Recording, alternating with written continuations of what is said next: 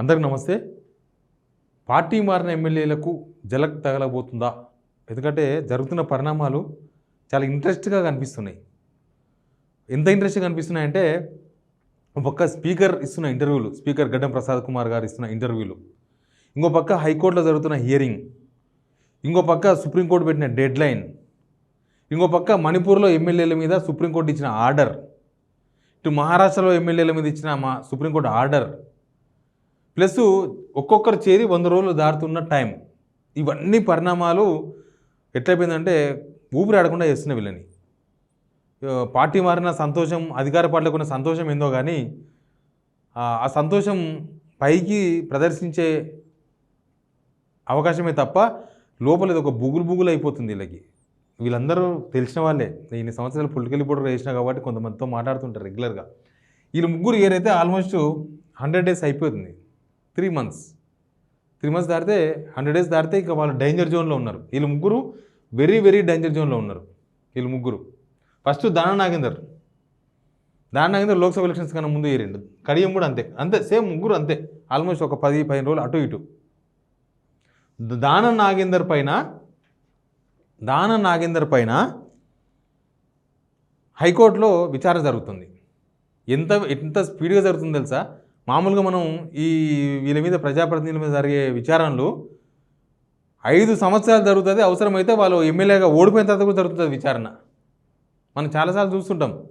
Election రేపనంగా వాళ్ళ మీద అనర్హత వేటు అంటారు, లేదా వాళ్ళని వివరణ ఇవ్వమంటారు, కోర్టుకి వెళ్ళి నోటీస్ వస్తుంది. అప్పుడు వాళ్ళ పదవీ కాలం అయిపోయిన తర్వాత వాళ్ళు ఇచ్చేది పోయేది అయ్యేది. కానీ దాన నాగేందర్ విషయంలో హైకోర్టు మాత్రం చాలా సీరియస్గా ఒక్క నెల రోజుల్లోనే దాదాపు 3 సార్లు 4 సార్లు హియరింగ్ అయింది. ఎంబడెంబడే హియరింగ్ పోతూనే ఉంది. యాక్చువల్గా నెలకు ఒకసారి ఏమో హియరింగ్ ఇస్తారు కేసులలో, కానీ దాన నాగేందర్ విషయంలో మాత్రం అసలు మామూలుగా లేదు, చాలా స్పీడ్గా హియరింగ్ ఇస్తున్నారు. 22కు వాయిదా వేసారట. నిన్ననే హియరింగ్ అయింది. 22 అంటే ఇవాళ ఎంత తారీఖు?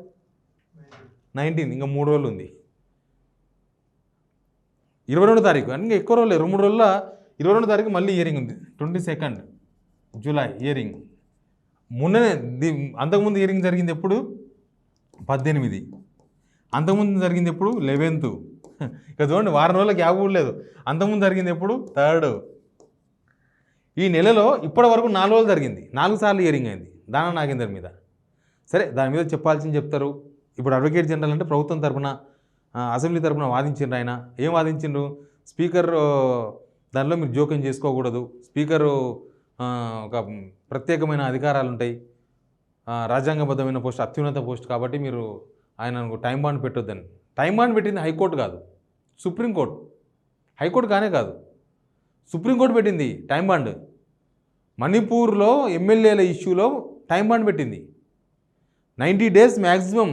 90 days తర్వాత మీరు నిర్ణయం తీసుకోకపోతే అవతల పార్టీ వాళ్ళు, అగెనిస్ట్ పార్టీ వాళ్ళు ఎవరైనా సరే కోర్టు మెట్టు ఎక్కొచ్చు. కోర్టు రాజ్యాంగం కాపాడే టైంలో, రాజ్యాంగం కాపాడే బాధ్యతతో 10th షెడ్యూల్ పైన కూడా మేము సమీక్షిస్తాం. 10th షెడ్యూల్ అంటే ఇదే జంబూ జిల్లాలకు సంబంధించిందే 10th షెడ్యూల్. మొన్నటిదాకా రాహుల్ గాంధీ గారు ఏఐసిసి మేనిఫెస్టోలో పెట్టినారు కదా, 10th షెడ్యూల్ మేము సవరిస్తాం పార్లమెంట్లో అధికారంలో రాగానే. ఏందా సవరణ? ఎవరైనా పార్టీ మారితే ఎంబడే వాళ్ళ ఎమ్మెల్యే పదవి పోవాలి, ఇంకా కోర్టులు, స్పీకర్లు ఏముండొద్దు అనేది కాంగ్రెస్ వాళ్ళు, AICC all India Congress committee, Congress వాళ్ళు అధికారంలోకి వస్తే పెట్టిన మేనిఫెస్టో, పెడితే ఇది అమలు చేస్తామని. సరే, ఇంకా వాళ్ళ అధికారం రాలేదు, మళ్ళా వాళ్ళ పనాలు చేస్తున్నారు. ఆ మేనిఫెస్టోకి విలువ లేదని వాళ్ళే నిరూపించుకున్నారు, అది వేరే విషయం. అయితే ఇప్పుడు ఈ ముగ్గురు మీద డేంజర్ బెల్ మోగుతోంది. 90 days అయిపోయింది. యాక్చువల్గా బీఆర్ఎస్ వాళ్ళు, బీజేపీ వాళ్ళు కూడా కంప్లైంట్ చేసిండు దాన నాగేందర్ పైన. బీఆర్ఎస్ వాళ్ళు ఎవరు కుత్బుల్లాపూర్ ఎమ్మెల్యే వివేక్ గౌడ్ గారు చేసిండ్రు, plus Maheshwar Reddy BRS LP leader, Nirmal MLA, ఆయన కూడా కంప్లైంట్ చేసిండు. అందరి పిల్లి మీద విచారణ జరుగుతుంది, అంత స్పీడ్గా జరుగుతుంది. నెక్స్ట్ వీళ్ళిద్దరు కూడా అదే కోవలో ఉన్నారు. ఇప్పుడు ఏంటంటే ఈ దాన నాగేందర్ పైన వేడిపడే అవకాశాలు ఎక్కువగా ఉన్నాయి. ఫస్ట్ ఆయన పార్టీ మారిండు, కండవాళ్ళు కప్పుకున్నారు. వీళ్ళందరూ కండవాళ్ళు కప్పుకొని చాలా బహిరంగంగా జాయిన్ అయ్యారు. అంత బహిరంగంగా ఎప్పుడు ఎక్కడ జాయిన్ కాలే. అక్కడక్కడ కర్ణాటకలోనో లేకపోతే మహారాష్ట్రలోనో అక్కడిక్కడ పార్టీ మారినట్లున్న అదొక లెక్క. 2/3 అనేది ఒక లూప్ హోల్ ఉంటుంది కదా రాజ్యాంగంలో, దాన్ని బేస్ చేసుకునే. అంతకుముందు కేసీఆర్ చేస్తున్నది కూడా ఆ 2/3 అనే ఒక లూప్ హోల్ని బేస్ చేసుకొని చేర్చుకున్నారు.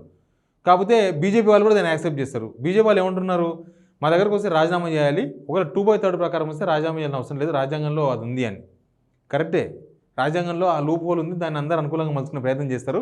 కాకపోతే వీళ్ళందరూ బీఆర్ఎస్ వాళ్ళు దగ్గర 27 మంది 28 మంది చేరితే తప్ప 2/3 ఫార్ములా వర్కౌట్ కాదు. ఇప్పటికి వెళ్ళింది 10 మంది, ఇంకొక 18 మంది చేరాలి. అది అయ్యేది ఎప్పుడు పోయేది ఎప్పుడు, అంతలోపు అసలు వీళ్ళు ఉంటారా అనేది పెద్ద డౌట్ వస్తుంది. ఇప్పుడు బీఆర్ఎస్ వాళ్ళు ప్లస్ బీజేపీ వాళ్ళు కోర్టులకు వేసిన వాళ్ళు ఎదురు చూస్తున్న దేనికోసం తెలుసా? హైకోర్టు ఏదో ఒకటి తెలిసిందనుకో సుప్రీంకోర్టు పోవచ్చు. సుప్రీంకోర్టు కదా ఆర్డర్, అది 3 months అనే ఆర్డర్ సుప్రీంకోర్టు.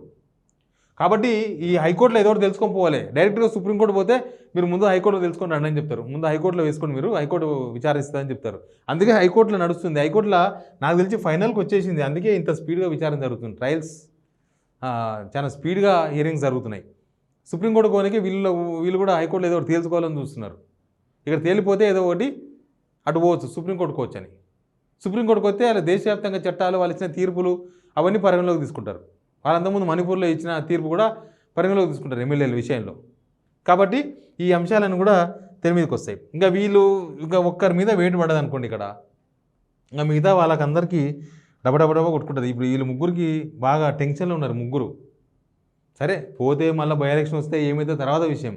ముందు పార్టీ మారిన వాళ్ళ విషయంలో కొంత సుప్రీంకోర్టు అగ్రెసివ్గా కనిపిస్తుంది ఈ మధ్య.